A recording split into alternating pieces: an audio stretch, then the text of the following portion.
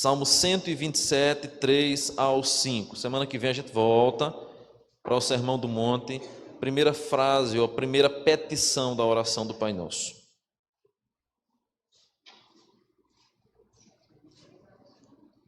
Salmo 127, do 3 ao 5, é a segunda parte deste salmo. Aproveitando o gancho hoje do Dia das Mães, e eu comentava com minha esposa hoje à tarde, após voltarmos para casa tardinha, que é um dia muito meloso, né? O Dia das Mães, Dia dos Pais, sobretudo Dia das Mães. Porque aqueles que estão longe choram porque não estão com os pais, os que estão com os pais choram emocionados com os pais, os que não têm mais os pais choram porque não os têm, alguns porque os filhos estão rebeldes, outros choram porque os filhos não se lembram, alguns choram porque os filhos são bons demais e presentearam com presentes caros, é motivo de choro. Então é um dia muito meloso, o comércio movimenta, as ruas da cidade ficam movimentadas, mas diante de tudo isso, irmãos, nós devemos lembrar o que é que a Bíblia Sagrada fala sobre isso, não apenas como uma data comercial. O nosso país gosta desses feriados, na verdade, mais por conta do comércio mesmo, para vender muito. Mas o que é que a Bíblia Sagrada fala? Eu queria aproveitar então o mês de maio, que é o mês da família e o Dia das Mães, para falar sobre a bênção do Senhor em família. Salmo 127, 3 a 5 diz assim: herança do Senhor são os filhos, o fruto do ventre seu galardão. Como flechas na mão do guerreiro, assim os filhos da mocidade. Feliz o homem que enche deles a sua aljava, não será envergonhado quando pleitear com os inimigos à porta. Amém. Vamos ler juntos o 3? Herança do Senhor são os filhos, o fruto do ventre, seu galardão. Amém. Pai amado, mais uma vez nós oramos e pedimos ao Senhor, fala ao nosso coração nessa noite.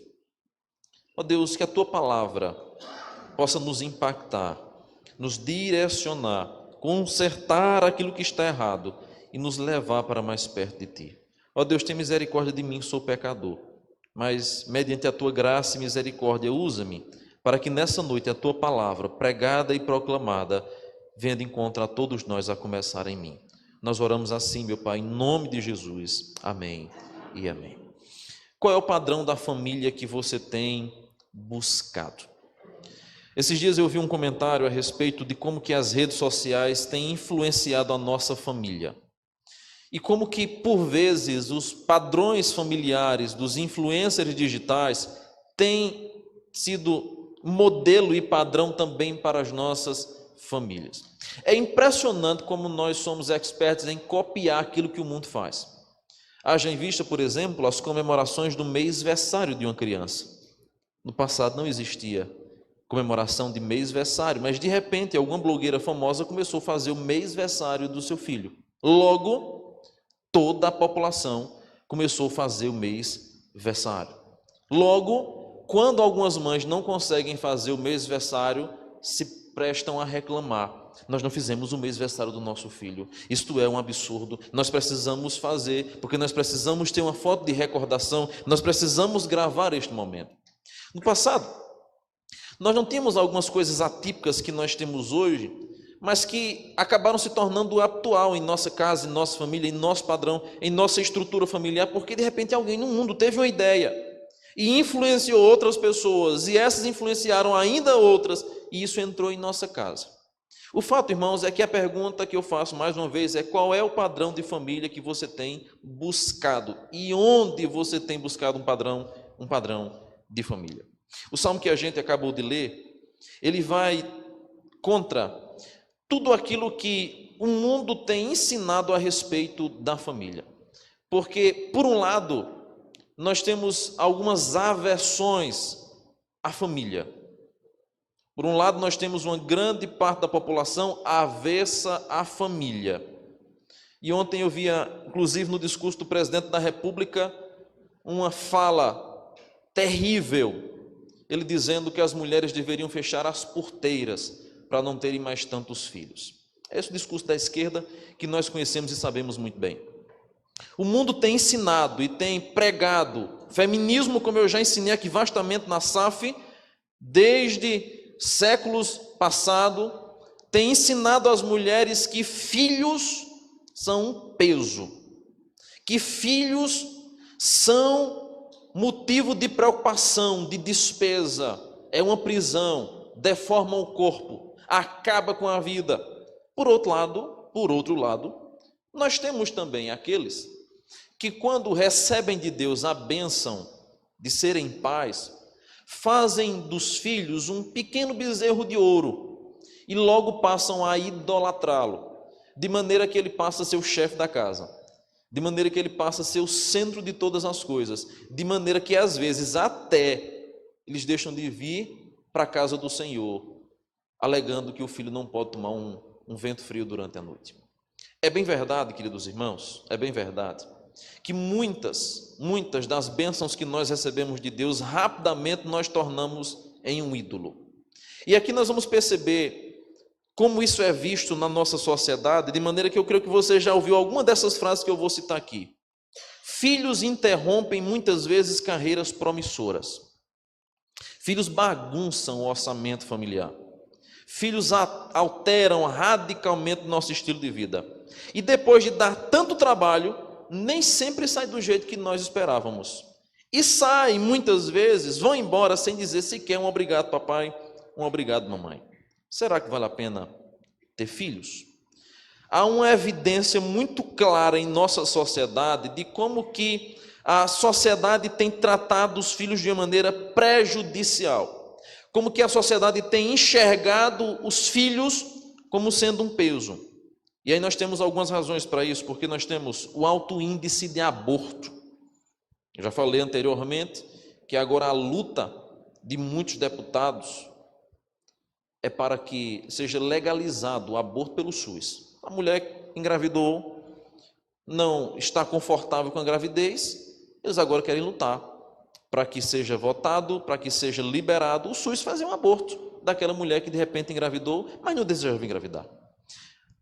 Não apenas isso, mesmo sem SUS, mesmo sem a intervenção liberada pela lei, há muitas mulheres que costumeiramente abortam porque entendem que os filhos são um empecilho. Ainda, nós temos um planejamento familiar do século XXI que adia indefinidamente a paternidade ou a anula. No passado, conforme eu já disse aqui, o desejo de todo jovem era casar-se, ter sua casa, ter sua esposa, ter seus filhos.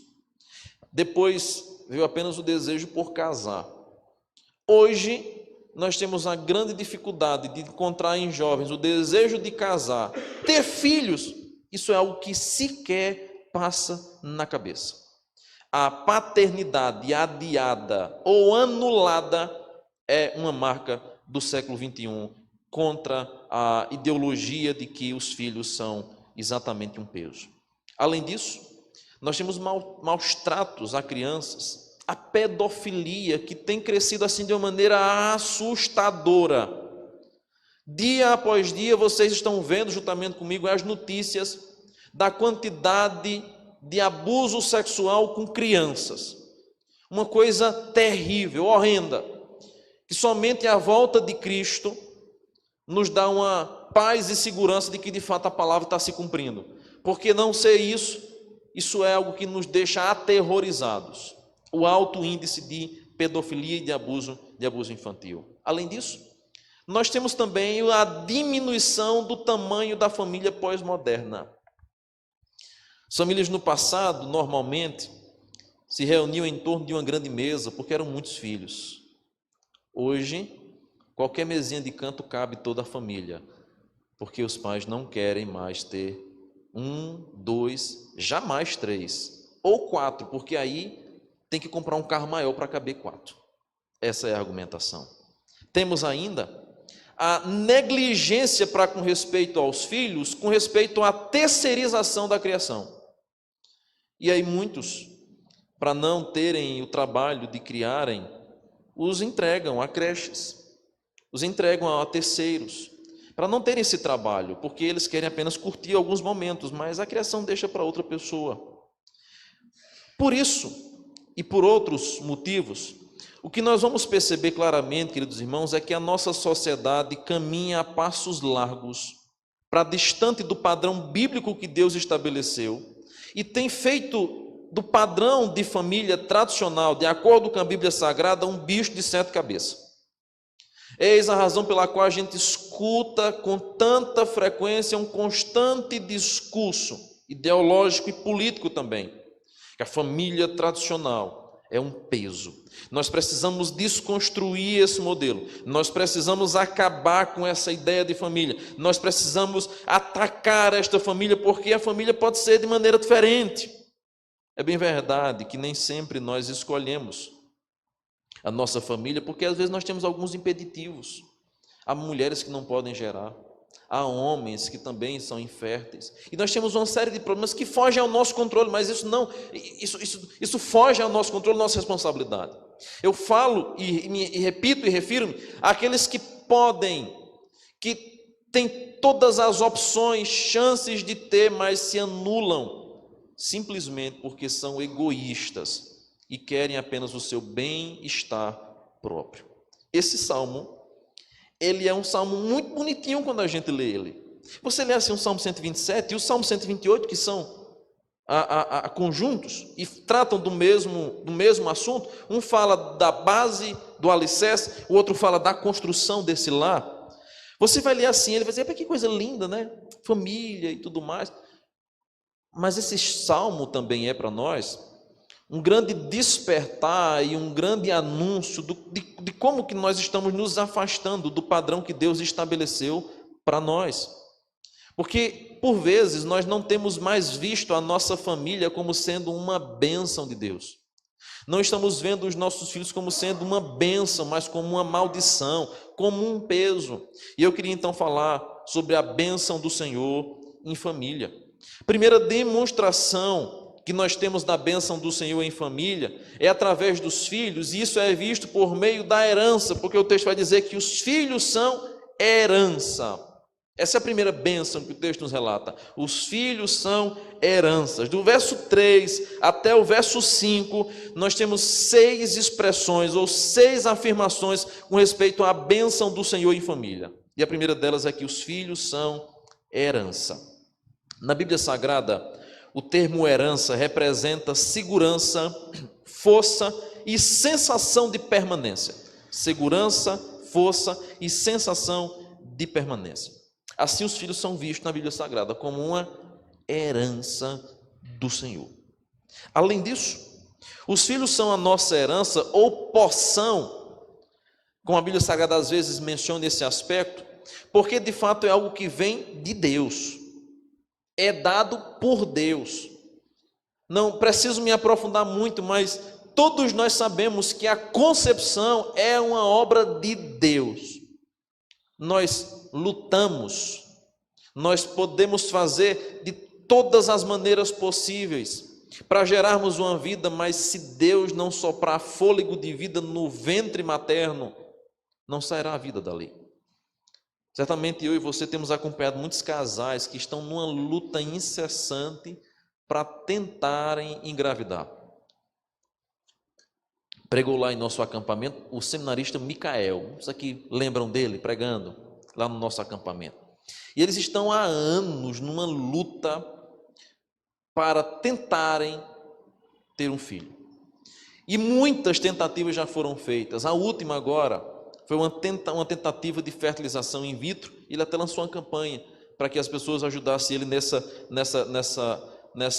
nesse sonho e orassem por esse projeto. E eles estão tentando.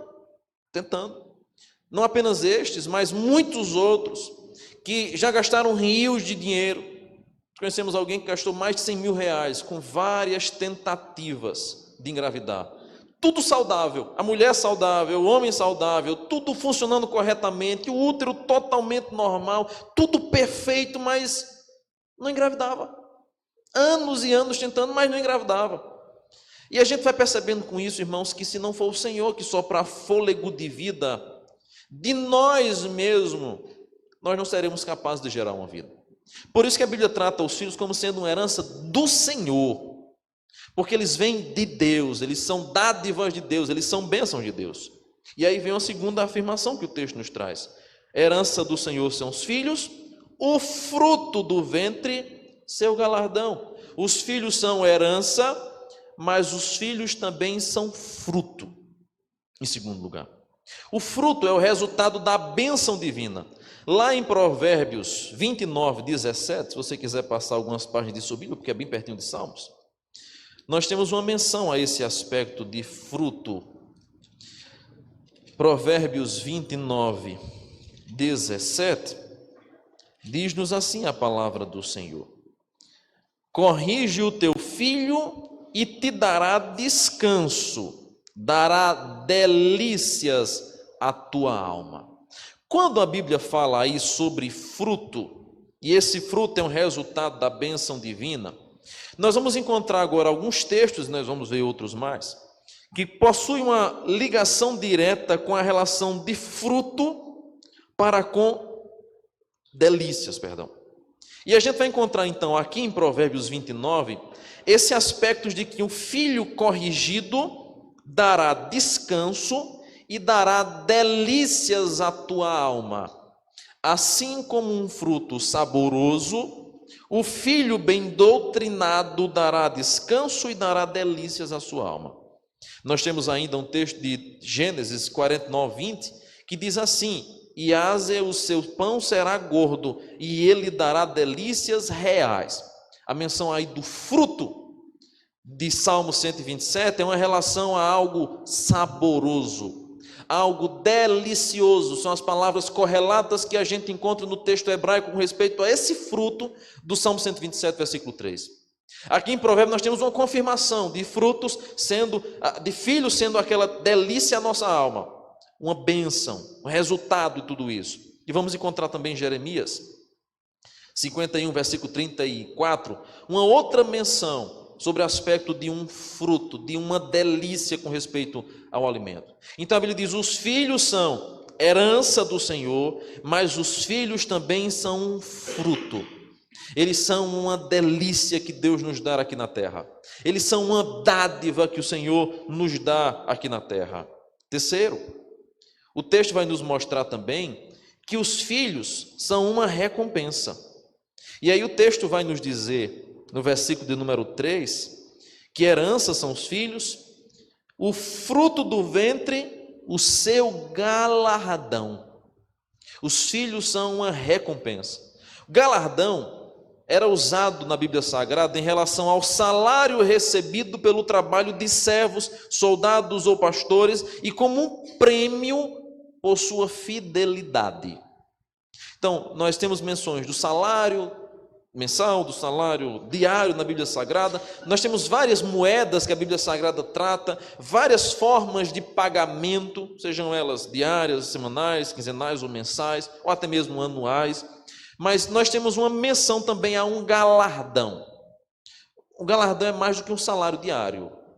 O galardão ele é uma recompensa final pela fidelidade. É como um funcionário que trabalhou em empresa fielmente durante 30, 40, 50 anos, e na sua saída, na conclusão de toda a trajetória do seu trabalho, ele agora recebe um galardão. É um salário extra, maior. É uma recompensa por todo o seu trabalho fidedigno ao longo de tantos anos. E a Bíblia agora vai trazer aos filhos como sendo herança, fruto, mas também galardão. Uma recompensa por um trabalho fidedigno, mas também um trabalho de esforço. Não recebe um galardão preguiçoso. Não recebe o galardão inútil. Não recebe o galardão aquele que não quer se dar ao trabalho. O galardão é para aqueles que são perseverantes no seu trabalho, são fiéis no seu trabalho. E aqui, irmãos, nós precisamos aprender uma coisa com respeito aos nossos filhos. É muito comum eu e você dizermos a seguinte expressão: esses meninos nos dão trabalho demais. Todos nós já dissemos isso ou dizemos constantemente. Só que a gente deveria entender que a Bíblia Sagrada vai trazer à luz a nossa mente sobre os filhos, não como alguém que nos dá trabalho, mas como alguém que é o nosso trabalho.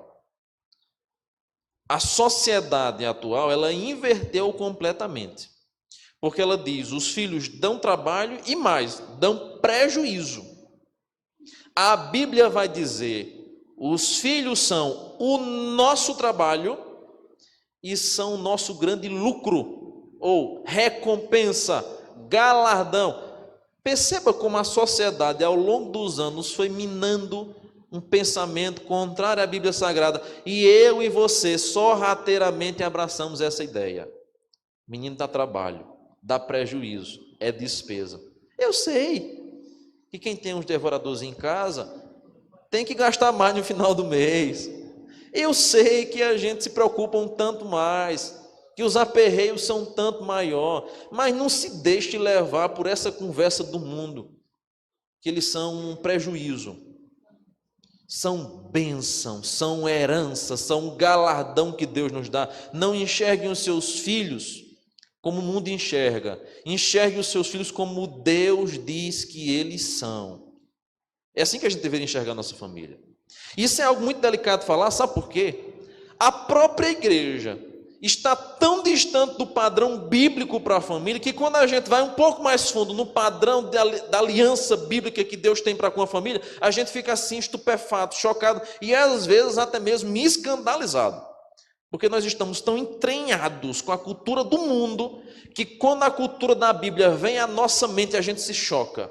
Irmãos, nós não deveríamos nos chocar com a realidade bíblica, deveríamos nos chocar com a realidade mundana. Mas ocorre que nós estamos tão atolados nessa realidade mundana que a Bíblia Sagrada para nós tem sido vista por alguns como sendo ultrapassada, arcaica, fora do seu contexto.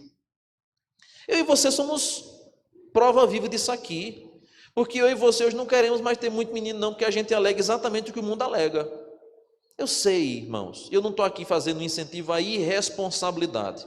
Pelo amor de Deus, não faça isso. Não tenha filhos irresponsavelmente. Não tenha filhos irresponsavelmente. Mas tenha para a glória de Deus. E os crie também para a glória de Deus. E a Bíblia vai nos mostrar que eles são uma herança, que eles são um fruto e que eles são um galardão. Mas em quarto lugar, o versículo 4 vai dizer que os filhos também são flechas na mão do guerreiro. Essa é essa quarta comparação com respeito aos filhos.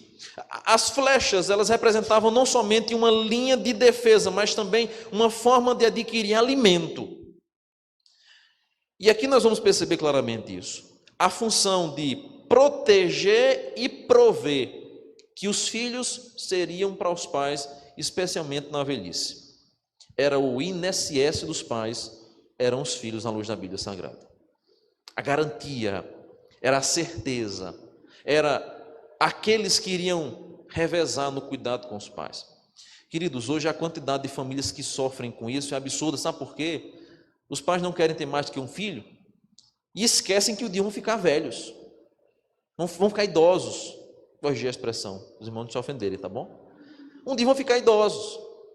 E aí, você com um menino só, seu menino vai precisar trabalhar, vai precisar sustentar a casa dele, a mulher dele, ou a mulher vice-versa, e você possui uma grande probabilidade de ser enviado para um abrigo, ou ser cuidado por terceiros.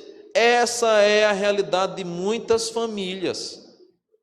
Então, os irmãos aí que não querem ter menino, porque os meninos dão trabalho demais, segundo esse contexto, cuidado para você não terminar a sua vida no asilo, porque você só tem um, porque você só tem dois, porque você pensou em você demais no momento e esqueceu que lá na frente o seu filho é seu INSS, porque se o INSS falir, se a Previdência Social quebrar, nós temos uma garantia aqui que Deus nos deu, e ai deles se não cumpriram o seu papel, que eles vão prestar conta a Deus.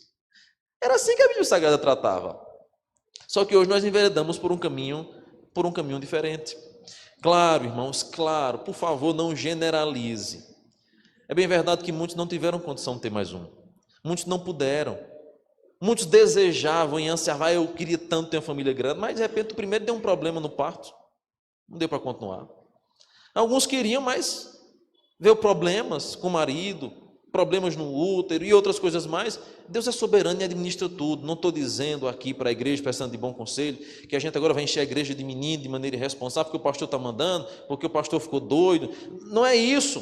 Eu estou apenas levando os irmãos a considerar aquilo que a Bíblia fala sobre nossa família e nossos filhos. Eles são herança, eles são fruto, eles são galardão, eles são uma flecha, não a maldição, como o mundo diz.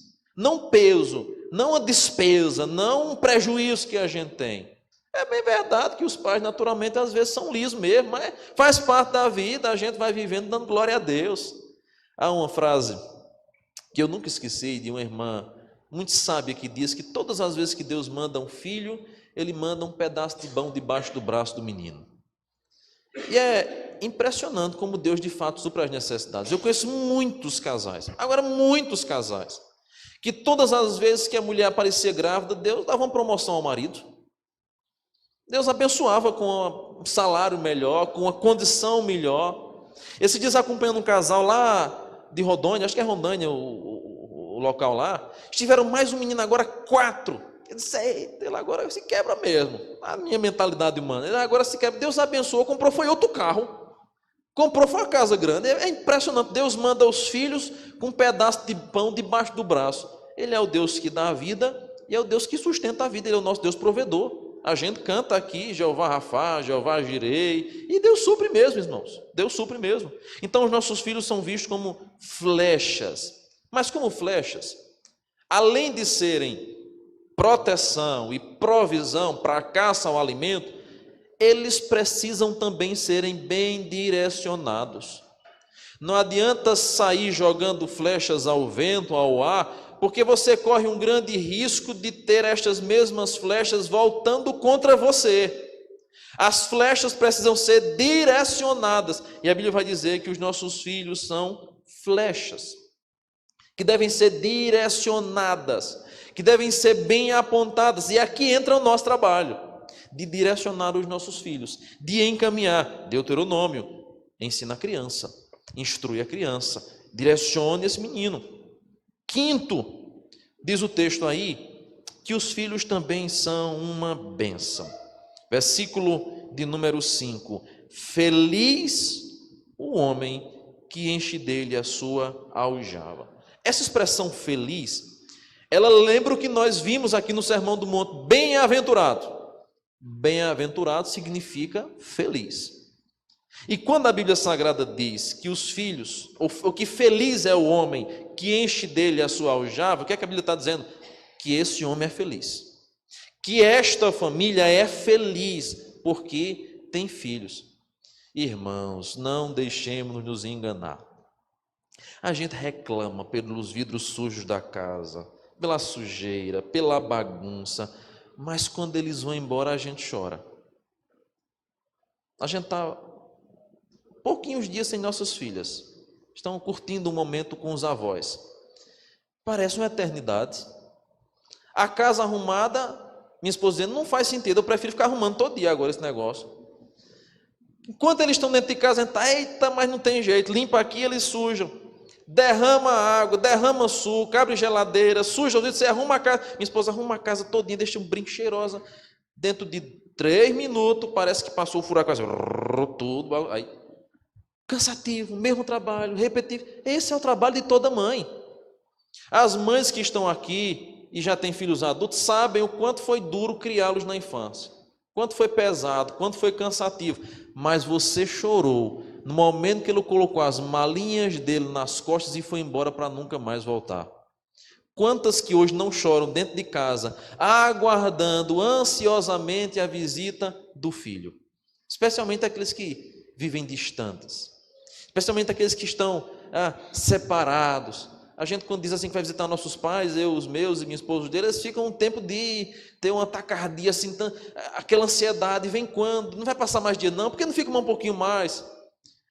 No momento que a gente sai, a gente percebe um ninho vazio, a ausência. Por isso que a Bíblia diz, feliz. É quem enche dele a sua aljava. Feliz é aquele que tem filhos correndo em sua casa, bagunçando as coisas, riscando a parede, às vezes fazendo traquinagem, dando aquele trabalho que a gente acha extremamente cansativo, repetitivo e rotineiro. Mas a Bíblia vai dizer: felizes são esses. Felizes são esses. Porque a Bíblia não trata da família como o mundo trata. Porque a Bíblia vai entender que os filhos são manifestações concretas da bênção de Deus na nossa vida e são, inclusive, fonte de grande alegria. Nós sabemos o quanto é feliz um lar que tem filhos. Sexto e último lugar, os filhos também são testemunho ao caráter dos pais. Versículo 5 diz assim na parte B: não será envergonhado quando pleitear com os inimigos à porta. A menção agora é que os filhos, como flecha, como herança, como fruto, como bênção, também serão aqueles que vão proteger a casa dos pais, que vão carregar o legado do caráter dos pais, e ele não será envergonhado quando pleitear com os inimigos à porta.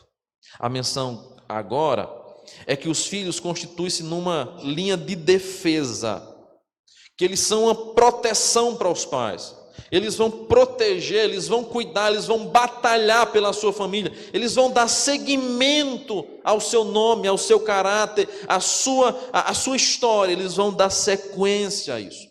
Estes dias eu vi um relato de que nós influenciamos ou conseguimos influenciar até 4 gerações. E eu falava isso essa semana num culto familiar. Perceba como você hoje ainda tem reflexos de influência do seu pai, do seu avô, do seu bisavô e talvez alguns do seu tataravô. Mas pelo menos do seu pai e da sua mãe, seu avô, de sua avó e de sua bisavó e bisavó, se você chegou a conhecer, você se lembra muito bem. A gente lembra da comida, a gente lembra do jeito de arrumar a mesa. Hoje eu fiz uma visita em uma casa e eu vi uma mesa muito semelhante à mesa que havia na casa de minha avó. E aquele sentimento assim de alegria, ao mesmo tempo aquela vontade de chorar. Como parece com a mesa de minha avó? Como parece com o jeitinho que ela fazia as coisas maravilhosamente bem, servindo a todo mundo, cuidando de todo mundo, preocupado com todo mundo, querendo reunir todo mundo. Eu e você carregamos isso.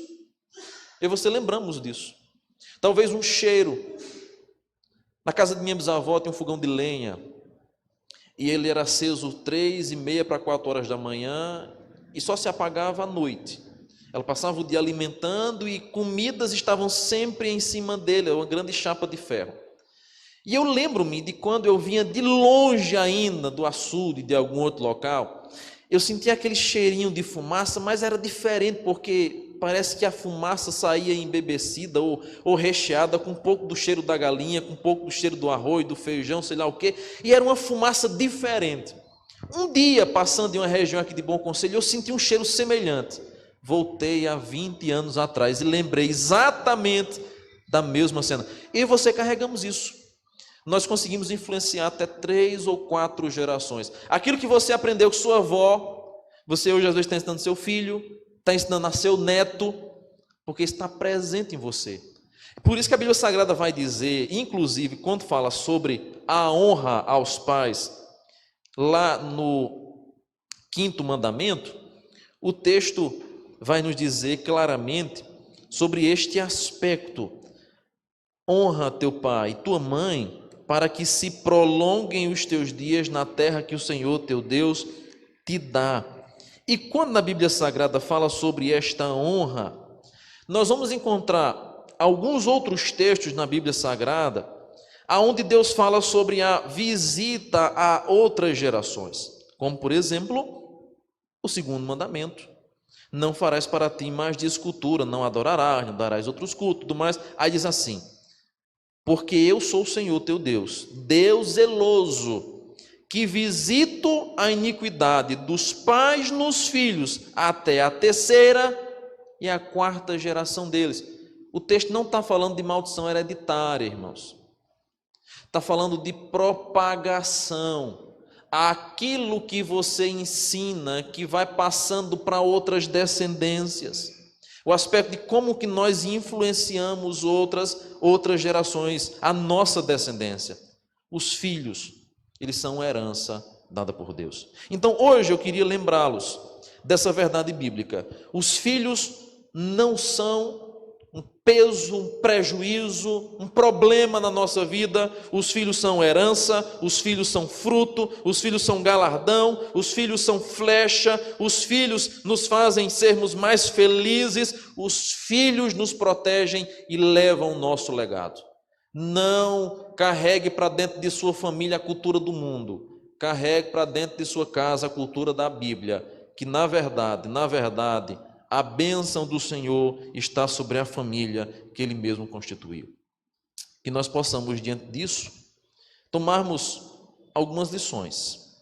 Primeiro, devemos, irmãos, desafiar a perspectiva cultural sobre os filhos, que os trata como pequenos deuses ou os trata como pequenas pragas. Devemos lutar contra isso. Devemos reconhecer que o tesouro maior que Deus nos deu é a nossa família. Devemos também lembrar aos casais sem filho, mas com possibilidade de tê-los, que os tenham, que deixem de ser egoístas, que deixem de pensar apenas em riquezas materiais. Lembrar também aqueles que não têm filhos, porque não podem ter por algum problema ou outro, que existe muitas crianças aguardando um lar para adoção. E que você poderá utilizar da sua infertilidade, não como motivo de murmuração e reclamação, mas para a adoção de filhos na fé, propagação da palavra, para o acolhimento daqueles que são órfãos. Utilize as circunstâncias que você enfrenta para a glória de Deus também.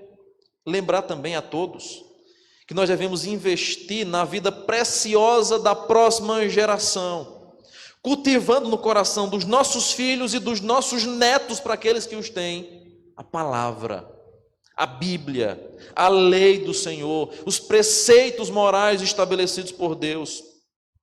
Mas, finalmente, nós também devemos aprender, irmãos, de parar de trabalhar tanto e aproveitar um pouquinho a vida com a nossa família. Há muitos pais que não tiram tempo sequer para a esposa e para os filhos. Os filhos crescem e vão embora, e depois isso se torna motivo de lamento, de dor e de queixa, porque não aproveitaram. Conversando com o pastor Rodrigo ontem à noite, lá em casa, e ele mencionando uma passagem de sua vida com o seu filho que a marcou e a despertou para algumas questões. No corre-corre do ministério, do dia a dia, atendendo uma pessoa, atendendo outra, atendendo um, atendendo outro, ele um dia separou um cantinho lá nos fundos de sua casa para receber algumas visitas de novos convertidos na sua igreja em plantação, e em um dia ele separou então várias visitas para atender várias pessoas em um estilo de gabinete pastoral ali nos fundos de sua casa. E o filho maior dele ficou observando o movimento. O pai recebia, servia um cafezinho, um bolinho, conversava com as pessoas, depois ia embora, chegava outra, e assim passou um momento. Com o tempo, em um intervalo entre uma recepção e outra, o filho foi lá na cozinha, pegou uma xícara, pegou um prato e disse: papai, agora é a hora do Senhor conversar comigo. Agora é a hora do Senhor me aconselhar também. E ele disse que aquilo marcou profundamente sua vida, de que ele precisava realinhar o seu tempo, para que não desse atenção a todo mundo e esquecesse de sua família. Talvez eu e você sejamos tentados a isso. No nosso corre-corre do trabalho, no nosso dia a dia, eu sei que todos aqui temos uma vida agitada, corrida, cada um com a sua luta, cada um com as suas dificuldades, cada um com seus problemas, cada um com seus BO para resolver, como a gente costuma dizer. Mas nós não devemos esquecer, irmãos, que o nosso maior tesouro e patrimônio é a nossa família. Nossa família. Então, vamos investir em nosso lar, no relacionamento com a nossa família. Tirar um tempo, tirar um momento. Se você não costuma tirar férias e tem condições de tirar, aprenda a fazer isso. Deixe de ser amarrado, deixe de ser canguinha. Deixe de querer trabalhar excessivamente. A Bíblia diz lá no 4º mandamento sobre o aspecto de trabalhar e descansar. Aquele que não trabalha preguiçoso está pecando. Aquele que trabalha excessivamente e não descansa também está pecando. A Bíblia nos ensina o equilíbrio, trabalho e descanso, trabalho e família, casa do Senhor, nossa casa. Precisamos aprender que nossa família é uma bênção e a gente precisa investir em nossa família. Vamos ficar em pé, vamos orar nesse instante.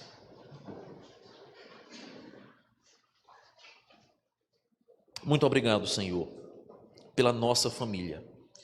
Muito obrigado, Senhor, pelos nossos filhos. Eles são uma bênção dada pelo Senhor.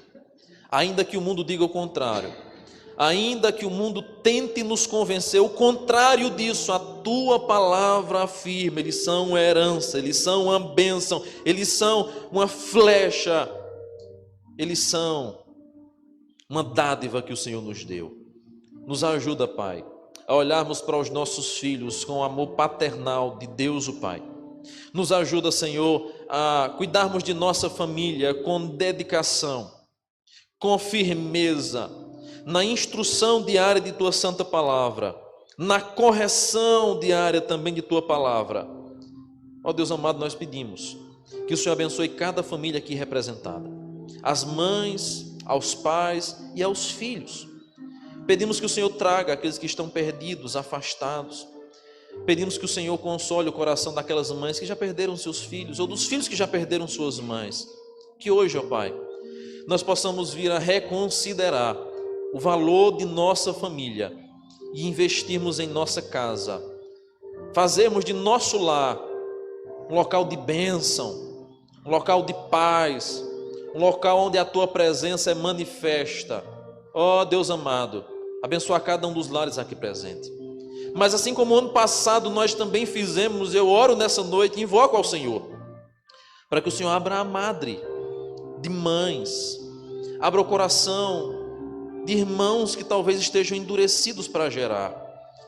Se, ó Deus, estes irmãos estão negando, estão persistindo em não querer ter filhos por egoísmo, por luxúria, por preguiça, que nessa noite o Senhor os quebrante, que nós possamos ver uma descendência numerosa aqui nesta igreja, que nós possamos ver a continuação do departamento infantil, que nós não venhamos enfrentar a tristeza que muitas igrejas da Europa estão enfrentando com o fechamento delas por falta de jovens, adolescentes e crianças, mas que nós possamos ver as nossas crianças, a nossa descendência numerosa, povoando a terra para a Tua glória, mas também dando continuidade no avanço do Teu reino. Abençoa, Senhor, abre a madre nessa noite. Nós oramos e pedimos por cada um de nós, pedimos perdão, porque por vezes nós amaldiçoamos nossa família, quando nós murmuramos a respeito dos nossos filhos. Perdão, Senhor, dá-nos o entendimento de que nossa família é uma bênção dada pelo Senhor. Nós oramos assim em nome de Jesus, amém e amém.